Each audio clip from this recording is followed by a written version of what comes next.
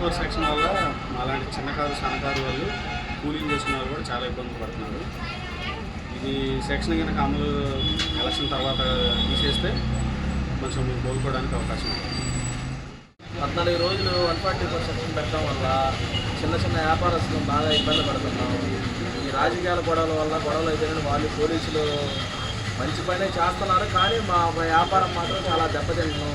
2 సంవత్సరాలు కరోనా టైంలో ఎలా అయితే ఇబ్బంది పడ్డామో ఇదే ఇబ్బంది 14 రోజుల నుంచి కనబడుతుంది.